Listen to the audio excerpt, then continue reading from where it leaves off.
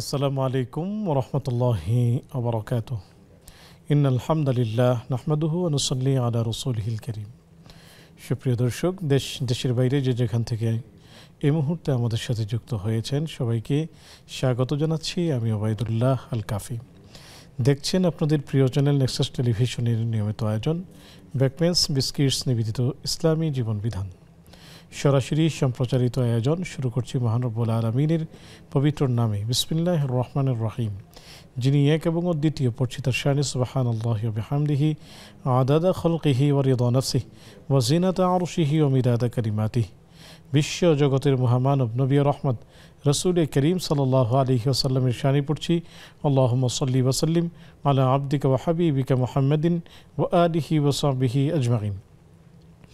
সুপ্রিয় দর্শক, অন্যান্য দিনের মতো আজও আমরা একটি নির্দিষ্ট বিষয় নিয়ে হাজির হয়েছি। আলোচনা করার জন্য স্টুডিওতে আমন্ত্রিত হয়েছেন বিদগ্ধ আলিমুদ্দিন কেতিবান Islamic scholar Sheikh doctor Mohammad Motiul Islam হাফিজাহুল্লাহ। চলুন শুরুতেই আমরা শেখের সাথে সালাম বিনিময় করে নিচ্ছি। আসসালামু আলাইকুম রহমতুল্লাহ। ওয়ালাইকুম আসসালাম রহমতুল্লাহি ওয়া বারাকাতুহু। শেখ কেমন আছেন? আলহামদুলিল্লাহ, আল্লাহ ভালো রেখেছেন, ভালো আছি। আপনি কেমন আছেন? আলহামদুলিল্লাহ, আমিও আল্লাহ পাকের মেহেরবানিতে ভালো আছি। অনেক কষ্ট করে আমাদের মাঝে এসেছেন, সময় দিচ্ছেন, এই জন্য নেক্সাস পরিবারের পক্ষ থেকে আপনাকে অনেক শুকরিয়া জানাচ্ছি। ধন্যবাদ। সুপ্রিয় দর্শক, আপনাদেরকেও প্রীতি ও শুভেচ্ছা জানাচ্ছি। একই সাথে যারা এই জমজমাট আয়োজনের সাথে সরাসরি যুক্ত হতে চান, প্রশ্ন করতে চান, স্ক্রিনে প্রদর্শিত হচ্ছে নাম্বার, তা ব্যবহার করবেন। একই সাথে ফেসবুক এবং ইউটিউবে সরাসরি সম্প্রচারিত হচ্ছে এই আয়োজন, সেখানে মূল্যবান কমেন্টস করে আমাদের সাথেই থাকবেন। আর অবশ্যই জানতে চাচ্ছেন কোন বিষয় নিয়ে আজকে আমরা আলোচনা করব। খুবই চমৎকার একটি বিষয় যে আমরা প্রতিটি কাজে, আমরা আমাদের সংকল্পে, আমাদের সিদ্ধান্তে ভরসা কার উপর করব। তো ভরসা একমাত্র আল্লাহ তাআলার উপরই করতে হয়। মুমিন কখনোই নিরাশ হয় না। মুমিনদের জন্য নিরাশ হওয়াটা হলো কুফরি। পৃথিবীতে একমাত্র কাফেররাই, নন বিলিভার্স যারা ব্যক্তি পার্সন, তারাই কেবলমাত্র নিরাশ হয়। মুমিন সে কখনোই নিরাশ হয় না। তাহলে তার নিরাশ না হওয়ার সেই প্রধান উপাদানটা কি? ভরসা। সে কেবলমাত্র প্রতিটি কাজে আল্লাহ তাআলার উপর ভরসা করে। চলুন আমরা এই বিষয় নিয়ে শেখের কাছ থেকে আলোচনা শুনি। শেখ, যদি বলতেন ভরসা একমাত্র আল্লাহ তাআলার উপর করতে হবে। বিসমিল্লাহ, আলহামদুলিল্লাহ, ওয়াসসালাতু ওয়াসসালামু আলা রাসূলিল্লাহ ওয়া বা'দ। ভরসাটাকে আমরা একটু হাদিসের ভাষায় নিয়ে যাই, তাওয়াক্কুল আর কি। বাংলায় আমরা ভরসা বলি, তো আমরা তাওয়াক্কুল এখন বাংলা হয়ে গিয়েছে। এখন আরবি শব্দটা বাংলায় বহুল ব্যবহৃত হয়, এটা বহুল আলোচিত। তাওয়াক্কুল শব্দের প্রথম অর্থটা জেনে নেই, তাহলে আমাদের দর্শকদের সামনের আলোচনা বুঝতে সুবিধা হবে। ইসলামিক স্কলার তাওয়াক্কুল শব্দের যে অর্থটা করেছেন সেটা হচ্ছে এই, আল আখযু বিল আসবাব। আর তাওয়াক্কুল হুয়া আল আখযু বিল আসবাব সুম্মা রুকুন ইলাল্লাহ সুম্মা রিদা বিন নাতিজা। তাওয়াক্কুল হচ্ছে মাধ্যম অবলম্বন করা লাগবে, তারপরে আল্লাহর দিকে ফিরে যেতে হবে, তারপরে আল্লাহর পক্ষ থেকে যেটা বরাদ্দ হয় সেটার উপরে সন্তুষ্ট থাকতে হবে। এটা হলো তাওয়াক্কুলের অর্থ। আরবি অত্যন্ত রিচ ভাষা। ভরসা বললে ঠিক আছে, ভরসা বললাম, নির্ভর করা ইত্যাদি ইত্যাদি। তো তাওয়াক্কুল নিয়ে আলোচনা করি। মজার ব্যাপার হলো, আমরা সকালবেলা যখনই ঘর থেকে বের হওয়ার সময়ই আমার রাসূল যে দোয়াটা শিখিয়ে দিয়েছেন, বিসমিল্লাহ তাওয়াক্কালতু আলাল্লাহ ওয়ালা হাওলা ওয়ালা কুওয়াতা ইল্লা বিল্লাহ। ঘর থেকে বের হওয়ার এটা দোয়া। তার মানে আমি আমার দিনের কাজটা শুরু হচ্ছে আল্লাহর উপরে ভরসা করা দিয়ে। আল্লাহর নামে শুরু করছি, তাওয়াক্কালতু আলাল্লাহ, আল্লাহর উপরে তাওয়াক্কুল করলাম। তারপরে ওয়ালা হাওলা ওয়ালা কুওয়াতা ইল্লা বিল্লাহ, কোনো শক্তি নেই, কোনো সামর্থ্য নেই আল্লাহর শক্তি ব্যতীত। এগুলো এত ব্যাপক অর্থবোধক শব্দ আল্লাহ রাসূল আমাদেরকে শিখিয়েছেন। তো তাহলে আসুন প্রথম তাওয়াক্কুলের অর্থ জানলাম, যে মাধ্যম অবলম্বন করা লাগবে। আমি তাওয়াক্কুল বললাম যে আল্লাহ রাজ্জাক, আপনারা শিখিয়েছেন আল্লাহ রাজ্জাক, আমি মানলাম। আমি ঘরে বসে আছি, আল্লাহ আমার রিজিকের ব্যবস্থা করবেন, নো। এই ব্যাপারে আল্লাহ রাসূল একটা হাদিস তিনি বলেছেন, আল্লাহুম্মা সাল্লি আলা মুহাম্মদ ওয়া আলা আলি মুহাম্মদ সুবহানাল্লাহিল আযীম। তিনি হাদিসটা বলেছেন এইভাবে, লাউ তাওয়াক্কালতুম আলাল্লাহি হাক্কা তাওয়াক্কুলিহি লা রুযিকতুম কামা ইউরযাকুত তায়রু তাগদু খিমাসান ওয়া তারুহু বিতানান। আল্লাহু আকবার। তোমরা যদি তাওয়াক্কুলটা আল্লাহর উপরে করতে তাওয়াক্কুল করার মতো, তাহলে তোমাদেরকে আল্লাহ রিজিক দিতেন পাখিকে যেভাবে রিজিক দেন। তো পাখিকে কিভাবে রিজিক দেন? পাখিতে একটা বাসা আছে, নীড় আছে। তাগদু খিমাসান, পাখি সকাল বেলায় নীড় ছেড়ে বেরিয়ে গিয়ে ছোঁ মারতে হয়। এ পাখি ওটা আল্লাহ ইচ্ছা করলে, হ্যাঁ কাহিনী আছে, সেটা যদি সময় সুযোগ মতো আজকে বলতে পারি। তাহলে পাখি বের হয়ে গিয়েছে, তাহলে বের হতে হবে আমাকে। বের হয়ে পাখির জন্য আল্লাহ খাবার যে রুটিন রেখেছে, সে ছোঁ মেরে মেরে সেগুলো সেখান থেকে তার রিজিক নিয়ে, পাখির জন্য কয়টা হাসপাতাল আছে, পাখির জন্য কয়টা গার্মেন্টস আছে, পাখির জন্য কয়টা কারখানা আছে, কত কিছু, কিচ্ছু নেই পৃথিবীতে। মানুষ ছাড়া আর অন্য যত জীবজন্তু আছে সকল কিছুর মানে ব্যবস্থা আল্লাহ তাআলা, তাদের ফুড চেইনটা আল্লাহ তাআলা ভাবে রেখেছেন। সকাল আপনার কাছে কেউ কোনো চড়ুই পাখি এসে কোনো দিন বলে নাই যে কাফি স্যার আমার আজকে খাওয়ার ব্যাপারে একটা সংঘর্ষ হয়ে গিয়েছে, কোনো দিন না। এটা শুধু মানুষের মধ্যেই। তো তোমরা যদি তাওয়াক্কুল করতে পাখির মতো, পাখি বের হয়ে গিয়েছে সকালবেলা। আমাদেরকে আল্লাহ কোরআনে বলছেন বের হওয়ার জন্য, ফাইজা কুদিয়াতিস সালাহ ফান্তাশিরু ফিল আরদি ওয়াবতাগু মিন ফাদলিল্লাহ, সূরা জুমার আয়াত। সালাত শেষ হয়ে গিয়েছে, জমিনে ঝাঁপিয়ে পড়ো, আল্লাহর অনুগ্রহ অনুসন্ধান করো। তো পাখি যেমন একবারে নিষ্কলুষ, হারামের সাথে তার কোনো সম্পর্ক নেই, টাকা চুরির সাথে সম্পর্ক নেই, টাকা পাচারের সাথে সম্পর্ক নেই। রব এমনভাবে তার রিজিকের ব্যবস্থা করে দিয়েছেন, সে ঠিক মতো প্রত্যেক দিন সকালবেলায় বেরিয়ে যায়, তার রিজিকের ব্যবস্থা রব্বুল আলামিন তিনি করে রেখেছেন। এই জন্য মুহাম্মদ সাল্লাল্লাহু আলাইহি ওয়াসাল্লাম বলেছেন, তোমরা যদি পাখির মতো তাওয়াক্কুল করতে, তাহলে আল্লাহ তোমাদেরকে রিজিক দিতেন পাখির মতো। সকালবেলা তোমরা মানে বেরিয়ে যায়। তো আমরা যদি আজকের এই আলোচনা শুরু, এই নেক্সাসের যত আমাদের দর্শক যারা আছেন, আজকের এই তাওয়াক্কুলের অর্থটা অন্য মানুষকে বুঝাতে পারেন, তাহলে চুরি থাকবে না, ডাকাতি থাকবে না, রাহাজানি থাকবে না, হত্যা থাকবে না, টেন্ডারবাজি থাকবে না, বাজার দখল থাকবে না, কিছু থাকবে না। তাওয়াক্কুল করেছে আল্লাহর উপরে। তাওয়াক্কুল করে এখন মাধ্যম অবলম্বন, সে মাধ্যমটা অবলম্বন হালাল রিজিক এর জন্য বের হবে। এবার কারো রিজিক একটু বেশি হবে, কারো রিজিক একটু কম হবে, কেউ অনেক টাকার মালিক হবে।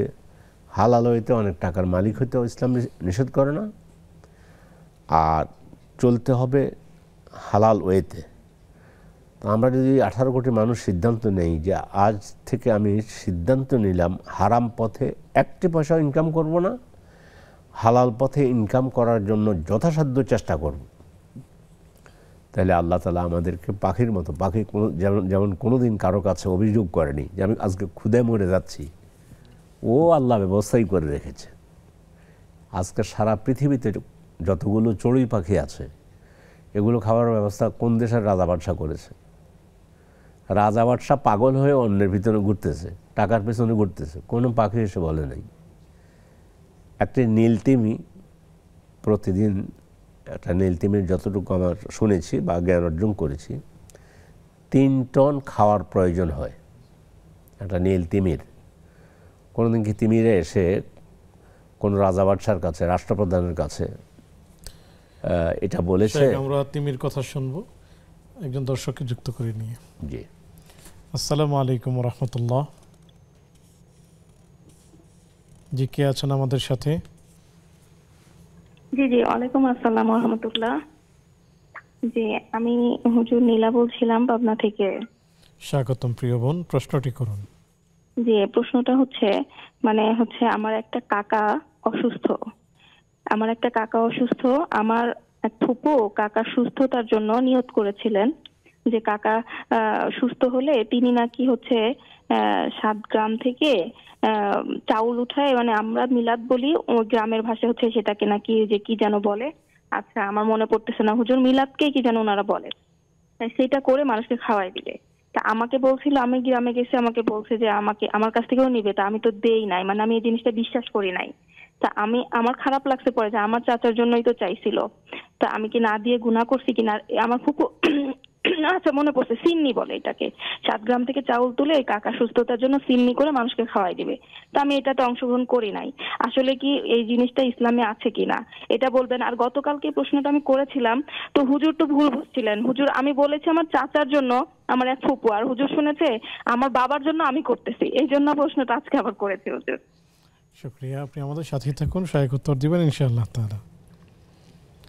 শেখ, যেমনটি আপনি শুনলেন, আমাদের বোন প্রশ্ন করেছেন ওনার চাচার জন্য। উনি সুস্থ হলে অসুস্থ হয়ে পড়েছিলেন, জি, এখন সুস্থ হলে 7 গ্রাম থেকে চাঁদা উঠিয়ে একটি সিন্নি করবেন, গ্রামে সিন্নিই বলে। জি জি, তো সেখানে আমাদের এই বোনের কাছেও টাকা চেয়েছেন, যেহেতু উনি ভাতিজি, তো উনি দেননি। আসলে এই যে 7 গ্রাম থেকে মান্নত, এটা তো মান্নতের মাসালা। তা আসলে এইভাবে মান্নত করা কি ঠিক কিনা, যে সে মানুষের কাছ থেকে চাঁদা করে ভিক্ষা করে তারপর সে এটাকে করবে, যদি বলতেন। 3টি দিক। একটা হলো, হ্যাঁ আপনি শব্দটা বলেছেন, এটা মান্নত হয়। মান্নত আল্লাহ ছাড়া আর কারো নামে করা যায় না। মান্নত করতে হবে হালাল ওয়েতে। ফলে এই 7 গ্রাম থেকে এটা উঠাবো, সর্বপ্রথম এই মান্নতেই হারাম। হারাম বিদায় এই মান্নত পুরা করতে যিনি মান্নত করেছেন, এনার কাছে পরে আসব, যিনি মান্নত করেছেন হারাম মান্নত, এটা পুরো করা লাগবে না। করলে পাপী হবে, গুনাহগার হবে। তাহলে 1 নম্বর হলো মান্নত হালাল। মান্নত করার জন্য ইসলাম উৎসাহ দেয়নি। এমনি যদি সহি মান্নত করতো যে আল্লাহ আমার চাচা যদি সুস্থ হন আমি একটা মসজিদ করে দেব, এটা জায়েজ। কিন্তু তারপরও বলছে মসজিদ করলো যে মান্নত হচ্ছে ওই আপনার কৃপণ থেকে মাল বের করা, হাদিসের মধ্যে এভাবে এসেছে।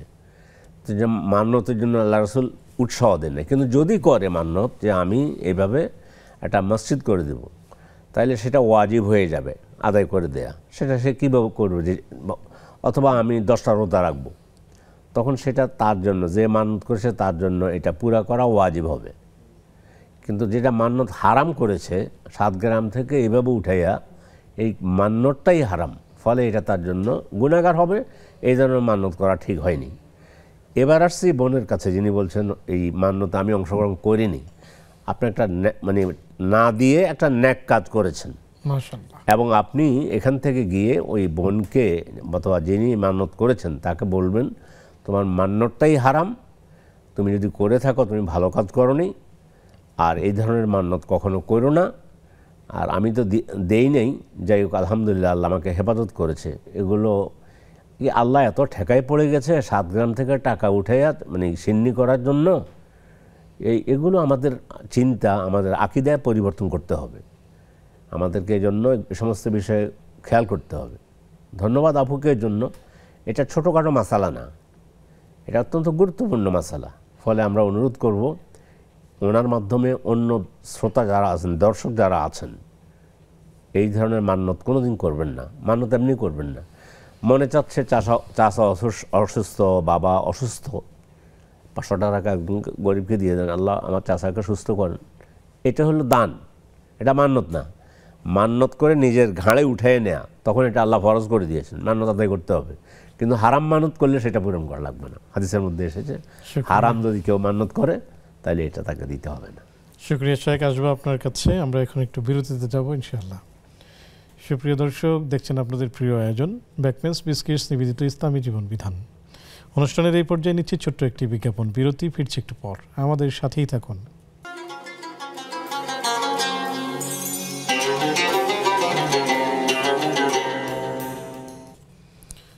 আসসালামু আলাইকুম রহমতুল্লাহি ওয়া বারাকাতুহু। সুপ্রিয় দর্শক, বিরতির পর সাদর আমন্ত্রণ জানাচ্ছি আপনাদের প্রিয় আয়োজন ব্যাকমেস বিস্কিটস নিবেদিত ইসলামী জীবন বিধানে আলোচনা করছেন শেখ ডক্টর মোহাম্মদ মতিউল ইসলাম হাফিজাহুল্লাহ। সাথে আছি আমি ওবায়দুল্লাহ আল কাফি। আলোচনা চলছে ভরসা একমাত্র আল্লাহ তাআলার উপরই করতে হয়। আমরা শেখের কাছ থেকে একটি উদাহরণ শুনছিলাম, আমরা সেখান থেকেই শুনতে চাচ্ছি। শেখ বলছিলেন তিমি মাছ এত খাবার গ্রহণ করে সেই খাবার এর ব্যবস্থা আল্লাহ তাআলাই করেন। নীল তিমির কথা বলেছি, যেটুকু লেখাপড়া করেছি দেখেছি প্রতিদিন 3 টন খাদ্যের প্রয়োজন হয় একটার। ফলে দুনিয়াতে যতগুলো নীল তিমি আছে এগুলো যদি বাংলাদেশকে বলে যে আমাদের 1 মাসের খাবার ব্যবস্থা করেন, বাংলাদেশ তো বলবে যে আমরা ফতুর হয়ে গেছি, আমাদের পক্ষে সম্ভব না। ওদের তাওয়াক্কুল আছে, ওরা ওদের মতো আল্লাহ আপনার কাছে অভিযোগও করে নাই, কিয়ামত পর্যন্ত অভিযোগ করবেও না। তাদের খাবারের ব্যবস্থা আল্লাহ করে দিয়েছেন। কিন্তু বিপদ হলো মানুষকে নিয়ে। মানুষ তাওয়াক্কুল করতে জানে না।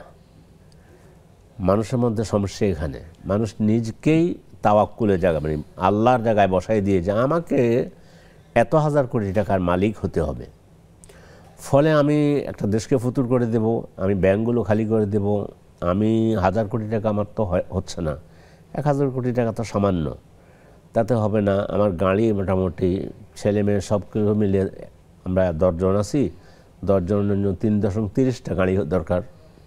মানুষের শেষ নেই, চাহিদার শেষ নেই।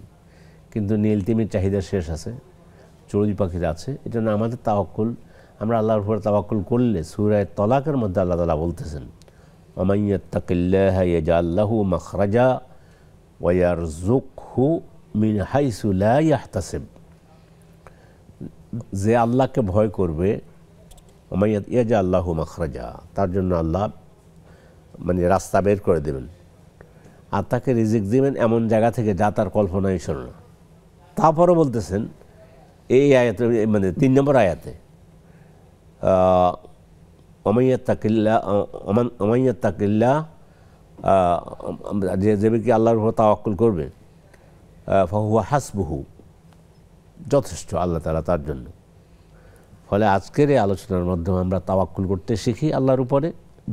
তাওয়াক্কুল করে ঘরে বসে থাকবো না, হালাল ওয়ে ইনকাম করার চেষ্টা করব, হারাম ওয়েতে নয়, একটি পয়সাও নয়।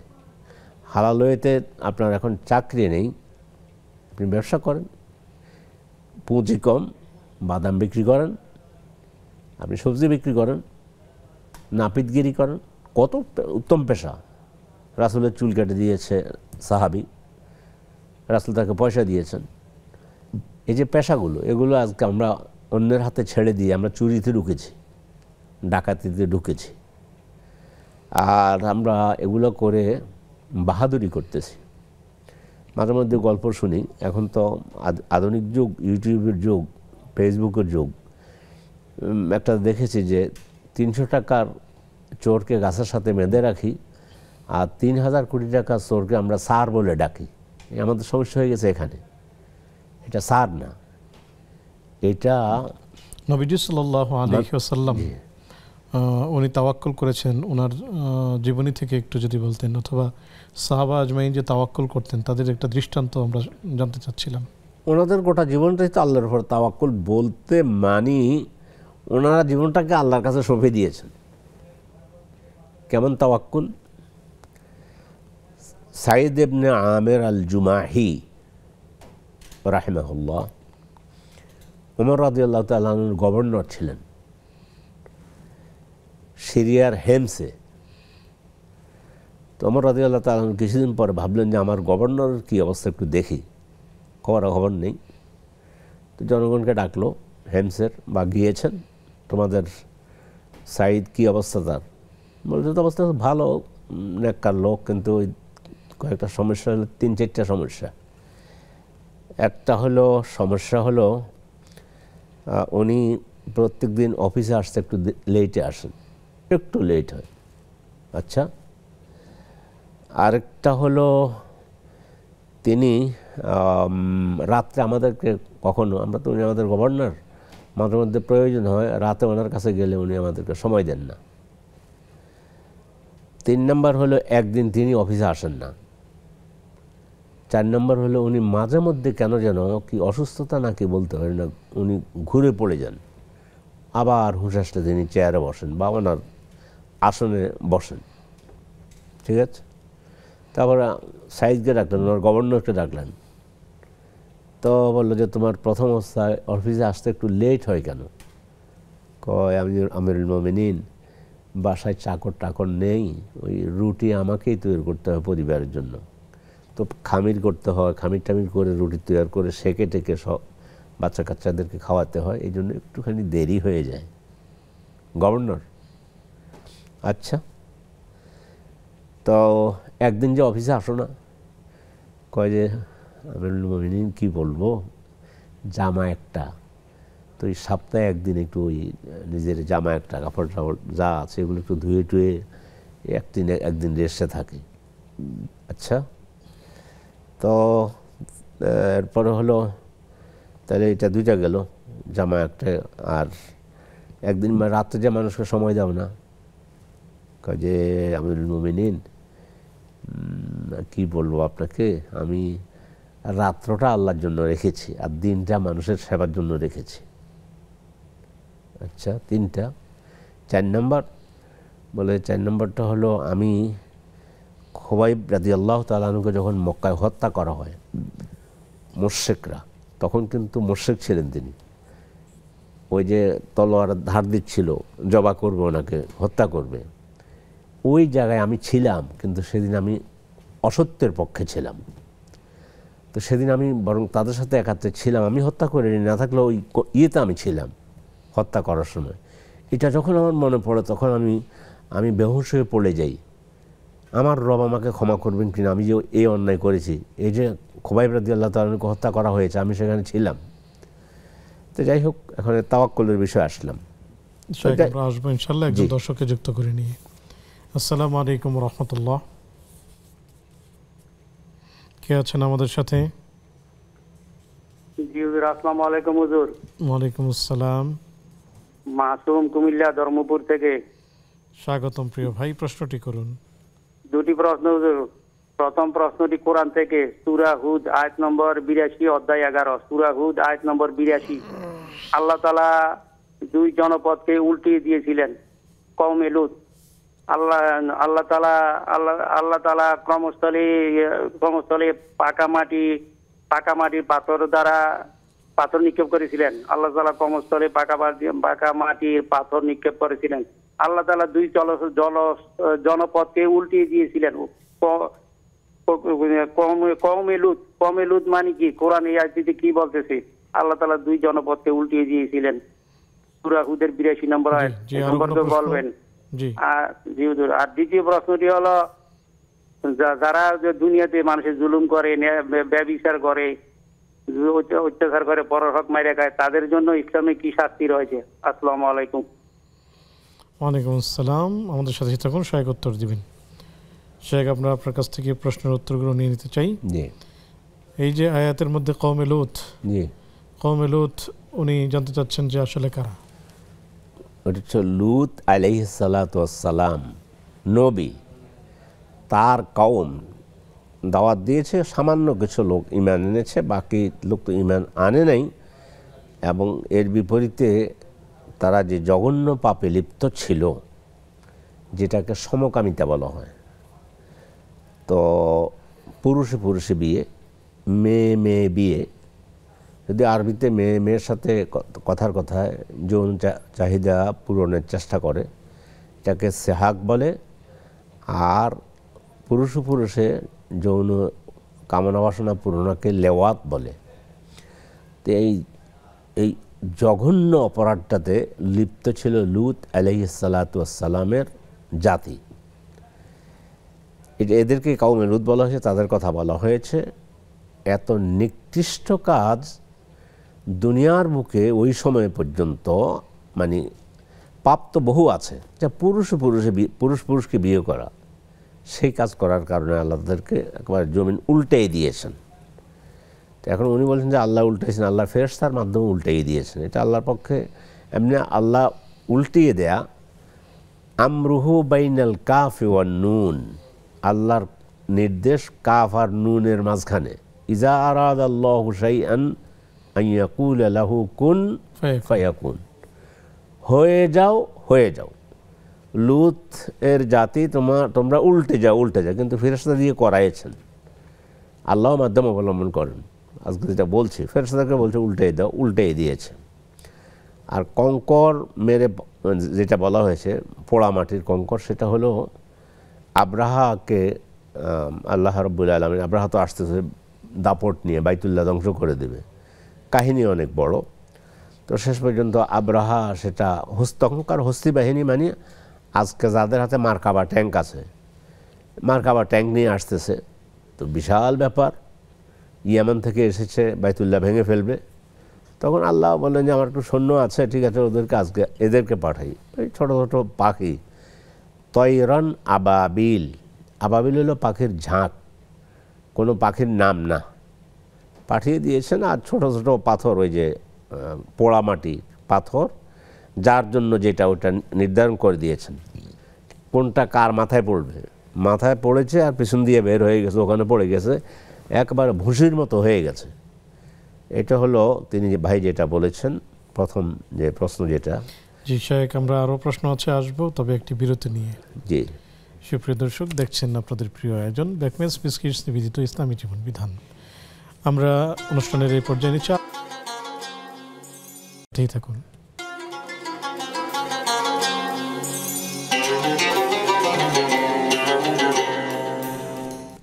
আসসালামু আলাইকুম রহমতুল্লাহি বারাকাতুহু। সুপ্রিয় দর্শক, বিরতির পর সাদর আমন্ত্রণ জানাচ্ছি আপনাদের প্রিয় আয়োজন বেকমেন্স বিস্কিটস নিবেদিত ইসলামী জীবন বিধানে। আলোচনা করছেন শেখ মতিউল ইসলাম হাফিজাহুল্লাহ, সাথে আছে আমি ওবায়দুল্লাহ আল কাফি। আপনাদের পেয়েছি প্রশ্ন, শুরুতেই আমরা প্রশ্নটি জানতে চাই, তারপর আমরা আবার আলোচনায় ফিরব। শেখ, যিনি জুলুম করেন, অন্যের হক মেরে দেন, তার শাস্তি কি হবে? আল্লাহ, জালিম থেকে আল্লাহ হেফাজত করুন। আল্লাহ বলছেন, ইন্নাল্লাহ হাররামা যুলমা আলা নাফসি ফালা তাযালামু, আল্লাহ নিজের উপরে কারো উপরে জুলুম করাকে হারাম করে নিয়েছেন। আল্লাহ তো এটা বলেন, তিনি জালেম নন, তারপরেও বললেন এটা উনি ওনার জন্য হারাম করেছেন। তারপর অতএব তোমরা একে অন্যের উপরে জুলুম করো না। তো এরপরে আল্লাহ জুলুম সম্পর্কে আরও বলছেন, আয-যুলমু যুলুমাতুন ইয়াউমাল কিয়ামা, জুলুম কিয়ামতের দিন শুধু অন্ধকার আর অন্ধকার দেখবে। এটা হলো দুনিয়া, মানে আখিরাতের ব্যাপারে। আখিরাতে শুধু তার জন্য অন্ধকারই। আবার দুনিয়াতে আল্লাহ তাআলা সেটাও বলে দিয়েছেন যে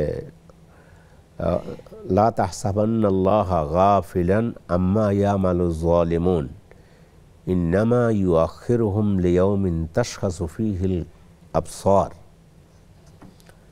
তোমরা এটা ধারণা করো না যে আল্লাহ এই যে জালেম যে জুলুম করতেছে এ সম্পর্কে বোধহয় আল্লাহ গাফেল, একটু ঢিল দিয়েছেন, তাকে বলছে জুলুম করিস না।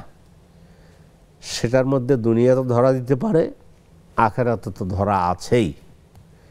এই জন্য একটা বাংলা একটা কথা এখন খুব বহুল আলোচিত, আল্লাহ ছাড় দেন, ছেড়ে দেন না। কথাটা খুব গুরুত্বপূর্ণ। একটু ঢিল দেন।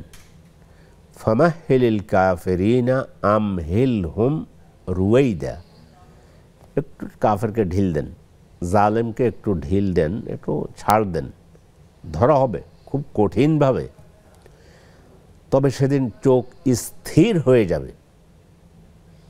এই যে চোখ মানে কখন, এই যে মানুষ অনেক সময় দেখবেন যে মৃত্যুর আগে চোখ উল্টে যায়, সবাই বুঝে যে বোধহয় এখন উনি দুনিয়া থেকে চলে যাচ্ছেন। এভাবে চোখ উল্টে যাবে শুধু আযাব দেখে আর শাস্তি দেখে। সেটার চেয়ে দুনিয়া তো আল্লাহ তাআলা দেখাইয়ে দেন, যা আল্লাহ দেখাইয়েছেন গত প্রায় এক বছর আগে আল্লাহ যা দেখাইয়েছেন জালেমদেরকে, কিন্তু শিক্ষা নেয় না। হলো কি, মানুষ ইতিহাস থেকে শিক্ষা গ্রহণ করে না, এটাই বাস্তবতা। মানুষ ইতিহাস থেকে শিক্ষা নেয়, ইতিহাস সৃষ্টি করে কিন্তু ইতিহাস থেকে শিক্ষা নেয় না। শিক্ষা নিলে মানুষ দুনিয়াতে সহজ হয়ে যেত, মানুষ দুনিয়াতে সুন্দর হয়ে যেত শুধু ইতিহাস থেকে শিক্ষা নিলে। তো আজকাল এই যে যারা হাজার কোটি টাকার মালিক হয়েছে তাদেরকে দেখে যে আরেকজন শিক্ষা নেবে যে তাহলে তো এই কাজ করা যাবে না। আজকে তাদের অবস্থা কি? তাদের অবস্থা আজকে হাত কড়া দিয়ে ইয়েতে আসে, কোর্টে আসে, মানুষ ডিম মারে। একসময় উনি স্যার ছিলেন, কেমন স্যার, স্যার বলতেও আবার মানে ভয়ে ভয়ে স্যার বলতেছে যে পারলে মিনিটে 50 বার বলে, সেই স্যার আজকে এই অবস্থা দুনিয়াতে হয়ে গেছে। কিন্তু আখিরাতের ব্যাপারটা তো আছেই। তা আল্লাহ, এই জন্য আল্লাহ মোমেনদেরকে, তিনি আল্লাহ রাব্বুল আলামিন তিনি মোমেনদেরকে বুঝাচ্ছেন, বলতে চাচ্ছেন যে লা তাহসাবান্নাল্লাহা গাফিলান। তোমরা এটা ধারণা করেন যে আল্লাহ গাফিল, বোধহয় জানে না এই যে এত জুলুম করতেছে। না, সব কিছু আল্লাহ রাব্বুল আলামিনের দৃষ্টির সামনে। একটু ঢিল দিয়েছেন তিনি, একটু ছাড় দিয়েছেন, ছেড়ে দেন নাই, ছেড়ে দেবেন না। ধরা হবে, কঠিনভাবে ধরা হবে। কি ধরা হবে? ফামান ইয়ামাল মিসকালা যাররাতিন খায়রান ইয়ারা ওয়া মান ইয়ামাল মিসকালা যাররাতিন শাররান ইয়ারা। যে ব্যক্তি সামান্যতম অনুপরিমাণ যে ব্যক্তি জুলুম করবে বা ভালো খারাপ কাজ করবে, সেটার জন্য অনুপরিমাণ হলে ওইটা ধরা হবে, কেন এটা করলে। আর অনুপরিমাণ যদি ভালো কাজ করে সেটাও দেখতে পাবে। ফলে জালেমদের শিক্ষা নেওয়া উচিত। উনি ওনার কথার ভিতরে জুলুম, বেবিচার বলেছে। বেবিচার আরেকটা, বেবিচার হলো জেনা বেবিচার। তো জেনা বেবিচার সেটা আরেকটা। সে জেনা বেবিচার শাস্তি দুনিয়াতে বলে দেওয়া হয়েছে, এই শাস্তি, আর আখিরাতে তো শাস্তি আছেই। এই জন্য দুটো আলাদা বিষয়। জুলুম যেটা করেছে, সেই জুলুম যেই প্রক্রিয়া, যেই জুলুম করেছে সেটাই তার জন্য ইয়ে করবে। আর জেনাকারী, জেনা বেবিচার সম্পর্কে তো আল্লাহ বলছে তো যা হে মুমিনগণ লা তাকরাবুজ জেনা, জেনার কাছেও যেও না। কাছে যেতে নিষেধ করেছে, জেনা করতেও নিষেধ করা হয়েছে হাদিসে, কিন্তু বলছে জেনার কাছেও যেও না। মানে যা তোমাকে জেনার দিকে নিয়ে যায়, এই জেনার দিকে নিয়ে যায় এমন কাজের দিকে তোমরা এমন কাজও করো না। এটা আল্লাহ রাব্বুল আলামিন তিনি বলেছেন লা তাকরাবুজ জিনা ইন্নাহু ফাহিশাতুন ওয়া সাআ সাবিলা। এটা খুব খারাপ কাজ, নিকৃষ্ট, জঘন্য কাজ। তো দুইটার ভিন্ন শাস্তিও ভিন্ন। ওভারঅল সব কিছু মিলে জুলুমের, জালেম যে, তবে হ্যাঁ আমাদের কিছু দায়িত্ব আছে। রাসূলুল্লাহ সাল্লাল্লাহু আলাইহি ওয়াসাল্লাম ওই দায়িত্বটা বলে দিয়েছেন যে তোমরা উনসুর আখাকা যালিমান আও মাজলুমা, তোমরা তোমাদের ভাই যদি জুলুম করে অথবা মাজলুম হয়, জালেম হলো যে জুলুম করতেছে, মাজলুম হলো যার উপরে জুলুম করা হয়েছে, তো দুজনকে সাহায্য করো। সাহাবায়ে কেরাম বললেন ইয়া রাসূলুল্লাহ, তো আমরা দুজনকে কেমনে সাহায্য করব? জালেমকে তো সাহায্য করলাম, যে জালেমকে সাহায্য করলাম, মাজলুমকে সাহায্য করলাম, কিন্তু জালেমকে কেমনে সাহায্য করব? বলে যে জালেম যেন জুলুম করতে না পারে, এর জন্য তার হাত চেপে ধরো, মানে তাকে জুলুম করতে নিষেধ করো, বাধা দাও। তো বাধা দিতে গিয়ে যার পক্ষে যতটুকু সম্ভব, আমি হয়তো তাকে হাত দিয়ে ই করতে পারবো না। একজন চেয়ারম্যান তার ইউনিয়নে একটা চোরকে, একটা বাটপারকে, একটা জালেমকে, চেয়ারম্যানের সীমাবদ্ধতা যতটুকু আছে অথবা তার যতটুকু শক্তি আছে তা দিয়ে বাধা দিবে। আমি ওই ইউনিয়নের একজন সাধারণ নাগরিক, আমি হাত দিয়ে বাধা দিতে পারবো না। আমি তাকে বলবো, চেষ্টা করব, মুখ দিয়ে বলবো। বিষয়টা কখনো কখনো এমনও হয় মুখ দিয়ে বলার সুযোগও থাকে না, যেমনটি একসময় আমাদের ছিল না, এখন থেকে ছিল না, যুগেই ছিল না। এক এক জায়গায় জালেমদের সামনে মানে এটা নিয়ম, কিন্তু আমরা আমাদের কথা বলতে পারি। মানে এখনও তো মানুষ জুলুমের শিকার হচ্ছে। তো এক সময় এমন ছিল, এই বছর খানিক আগে, আমাদের এই দ্বিতীয় স্বাধীনতার আগে, আজকে যে কথাগুলো বলতেছি এগুলো বলার জন্য সেদিনকার মিডিয়া এই অবস্থায় ছিল না। আজকে অন্তত মুখ খুলে এই কথাটা ব্যক্ত করতে পারতেছি। তো এক কথায় জালেমকে যার হাতে যেখানে, এই জন্য আল্লাহ বলছেন, ওই যে সূরা হাদিদের মধ্যে আল্লাহ তাআলা বলেছেন যে ওয়ানজালনাল হাদিদ ফিহি বাসুন শাদীদ, আমি লোহা নাজিল করেছি, লোহার মধ্যে প্রচণ্ড শক্তি আছে। মুফাসসিরিন কেরাম এই আয়াতের ব্যাখ্যা দিতে গিয়ে বলেছেন যে এখানে বাসুন শাদীদ বলতে লোহা দিয়ে এখানে যার হাতে রাষ্ট্রের ক্ষমতা আছে তিনি সেই রাষ্ট্রীয় ক্ষমতা ব্যয় করে তাকে জালেমকে জুলুম থেকে বিরত রাখবেন। এই আয়াত বলেছেন এখানে জন্য বলছেন ওয়ানজালনাল হাদিদ ফিহি বাসুন শাদীদ, লোহার মধ্যে প্রচণ্ড শক্তি আছে, সেটা অনেক ভিন্ন মাসালা। শেখ আপনি বলছিলেন আমাদের তাওয়াক্কুলের উপর তাবির একটা গল্প বলছিলেন। তাবি যে সেখানে সাইদ ইবনে আমের রাদিয়াল্লাহু তাআলা আনহু, উনি তো চারটা বিষয় বললাম। সকালে একটু মানে সকালে ডিউটিতে একটু লেটে আসে, উত্তর দিয়েছেন যে আমি তো সকালবেলা নিজেই রুটি তৈরি করে, চাকর টাকর নাই, নিজে রুটি তৈরি করে ফ্যামিলিকে খাওয়াইয়া টাওয়াইয়া তো আসতে হয়। দ্বিতীয়টা ছেলেও যে তো ঠিক আছে আপনি সপ্তাহে একদিন আসেন না কেন, বললো যে জামা একটা, তো এই জন্য জামা একটা একদিন শুধু এগুলো ধুয়ে টুয়ে দিয়ে আসি না। 3 নম্বরে বলা হলো যে রাত্রে সময় দেন না কেন, তো বললেন যে রাত্রে সময় দিতে পারি না, আমি আমিরুল মুমিনিন, আমি রাতটা আল্লাহর জন্য রেখেছি। তো ঘুরে পড়ে যান কেন, ওই খুবাইব রাদিয়াল্লাহু তাআলা আনহুর ঘটনায় উপস্থিত ছিলেন। তখন আমিরুল মুমিনিন গিয়ে শুনে সব কিছু শুনলো, 1000 দিনার পাঠিয়ে দিয়েছে ওনার গভর্নরের জন্য। গভর্নর ওটা হাতে আসার পরে ওনার ওয়াইফের সাথে যুক্তি করলো যে দেখো কত মানুষ আমাদের চেয়ে আরও অসহায়, তা আমরা এক কাজ করি, তাহলে এই 1000 দিনার মানুষকে দিয়ে দিই, গরিব মানুষকে। আল্লাহু আকবার। তো ওনার ওয়াইফ বললো ঠিক আছে। দেখছেন ওয়াইফ মানে স্ত্রী আর স্বামী দুইজন আল্লাহওয়ালা হলে কি অবস্থা, তো ওটাও তিনি বিলিয়ে দিলেন। সলবদের জীবন থেকে আরও উদাহরণ দিতে বলছেন আবু বকর রাদিয়াল্লাহু তাআলা আনহু। শেখ ইনশাআল্লাহ তাআলা আসবো একজন দর্শককে যুক্ত করে। আসসালামু আলাইকুম ওয়া রাহমাতুল্লাহ। জি, সংযোগটি বিচ্ছিন্ন হয়েছে। সুপ্রিয় দর্শক, দেখছেন আপনাদের প্রিয় আয়োজন ব্যাকম্যান স্পিকিটস নিবেদিত ইসলামী জীবন বিধান অনুষ্ঠানের রিপোর্ট চেয়ে নিচ্ছি আরও একটি ছোট্ট বিরতি, ফিরছি একটু পর, আমাদের সাথেই থাকুন।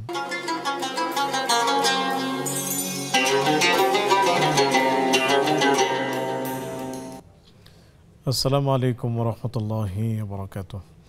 বিরতির পর সাদর আমন্ত্রণ জানাচ্ছি সুপ্রিয় দর্শক, দেখছেন আপনাদের প্রিয় আয়োজন ব্যাকম্যান স্পিকিটস নিবেদিত ইসলামী জীবন বিধান। আলোচনা করছেন শেখ মতিউর ইসলাম হাফিজাহুল্লাহ, সাথে আছে আমি ওয়াইদুল্লাহ আল কাফি। আলোচনা চলছে ভরসা একমাত্র আল্লাহ তাআলার উপরই করতে হবে।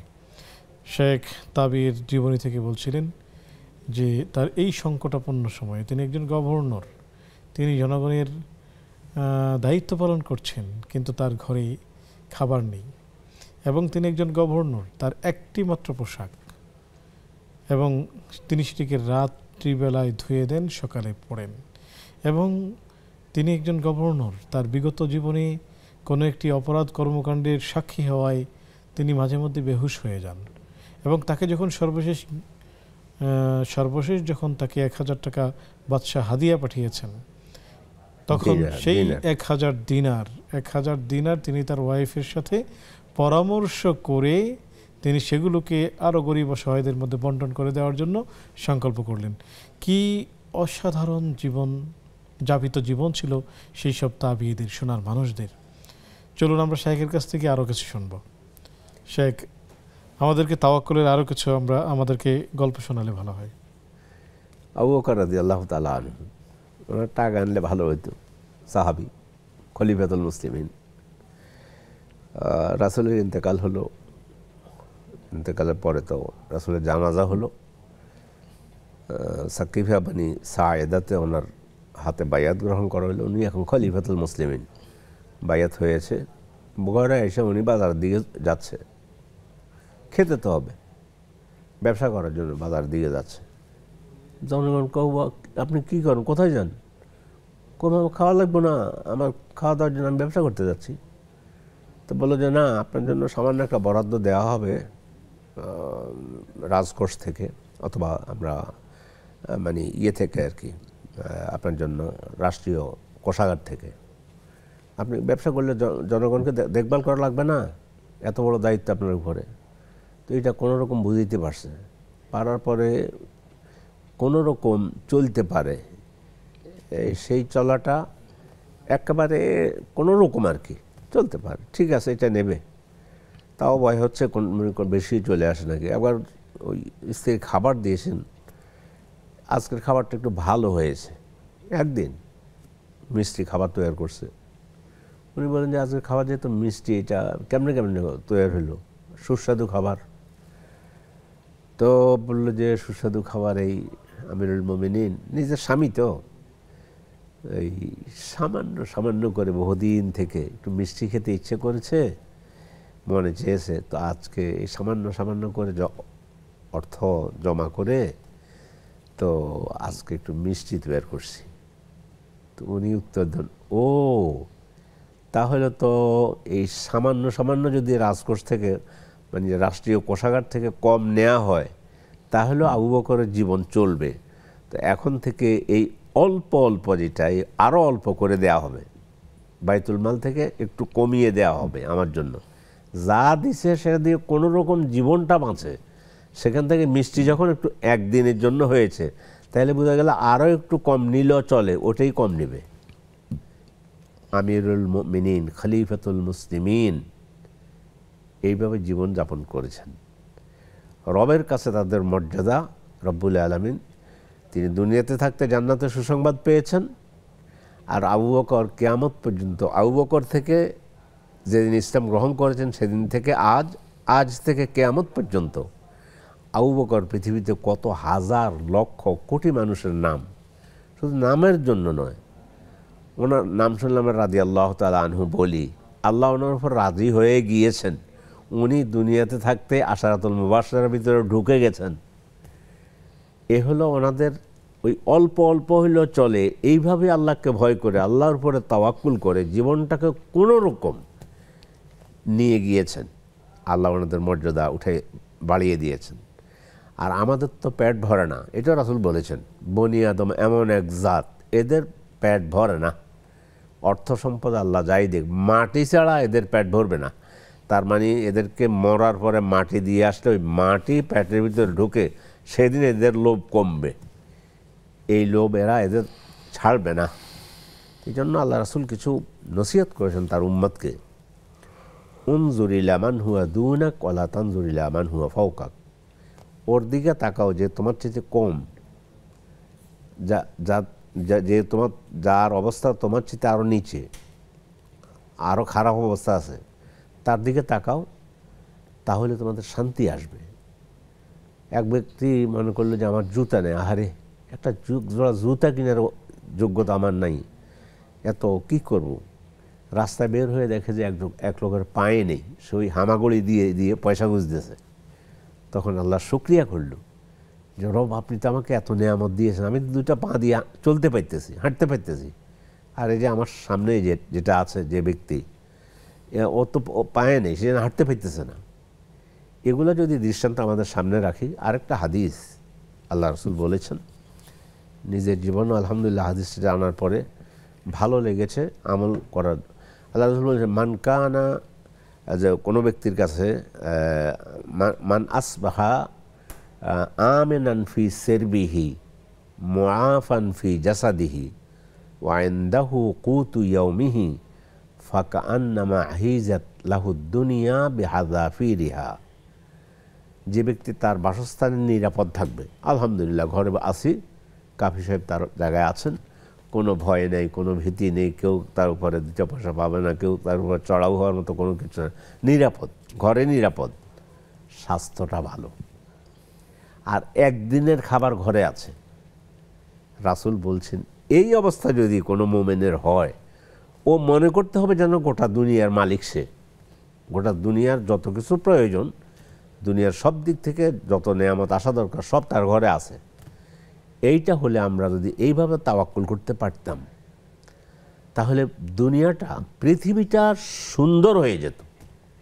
বাংলাদেশে আমরা যদি আমাদের যারা অলিগার যাদেরকে বলে, এরা যদি এই না করে জনগণকে সাথে নিয়ে যে আল্লাহ এই জনগণের মধ্যে আমরা তো অনেক ভালো অবস্থায় আছি, আমি টাকা মারব না, ব্যাংক লুট করব না, 1000 কোটি টাকা নেব না, শেয়ার বাজার ধ্বংস করব না, এইভাবে যদি হয়ে যেত, এই হাদিসটা বুঝতো যে আমার একদিন খাওয়ার মতো তো অবস্থা আছে, আমি তো সুস্থ আছি, আমি তো আমার জায়গায় নিরাপদ আছি, কিন্তু এদের অবস্থা হয়ে গেছে উল্টা, 1000 কোটি টাকা মেরে খাওয়ার কারণে আজ তাদের জীবনের নিরাপত্তা নেই, থাকলেও দুনিয়াতে থাকুক, আখিরাতে তাদের জন্য জাহান্নাম ছাড়া আয-যুলমু যুলুমাতুন ইয়াওমাল কিয়ামা, জুলুম কিয়ামতের দিন শুধু অন্ধকার অন্ধকার দেখবে। অনেক অনেক শুকরিয়া শেখ, জাযাকুমুল্লাহু খায়রান।